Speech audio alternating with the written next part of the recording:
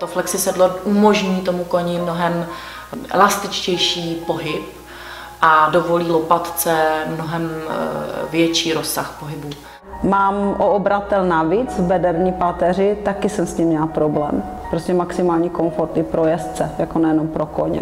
Když si na nějakého koníka sedám a sednu si do jeho sedla a pak na něho přiložím vlastně sedlo balón, tak ty rozdíly jsou opravdu veliké. Mám v jednu dobu v tréninku třeba 10 koní a je těžké najít mezi sedly s pevnou kostrou sedlo, který bude sedět v velké škále koní, a tady ten problém s tím flexisedlem mizí, protože já to sedlo můžu použít na různé typy koní. Všechna sedla klouzala po Edovi směrem doprava. Takže když jsem třeba jela úlohu, tak jsem musela neustále srovnávat sedlo a byl to opravdu velký problém.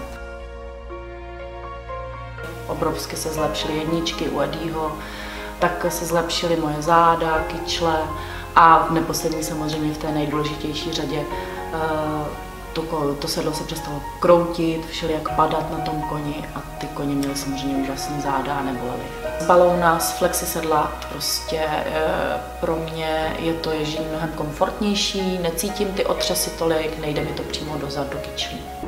Musím říct, že největší rozdíl je asi v tom, že proti jiným sedlům s pevnou kostrou cítím veškerý pohyb hřbetu koně, zadních nohou, což jsem si nikdy tak nebyla schopna uvědomovat, užívat. Mám opravdu ty zkušenosti, že od té doby, co ho mám, tak daleko víc vnímám, mám pocit, že kůň je uvolněnější, prostupnější, líp reaguje na jemnější pomůcky než kdysi. Celkový pohyb toho koně se zlepšil. Kalibra vlastně začala rozvíjet svůj pohyb, začala být pružná, celkový pohyb začal být lepší, takže já si myslím, že je jako velká spokojenost. Cítíme každý pohyb toho koně. Jednak ten jezdec je furt v rovnováze.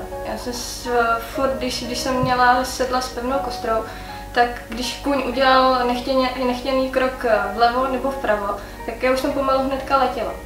A teď vlastně ve flexisedlech ten kůň může vyhazovat, může se stavět na zadní, může vyskakovat dopředu a já furt sedím v rovnováze a jenom čekám, až ten kůň přestane.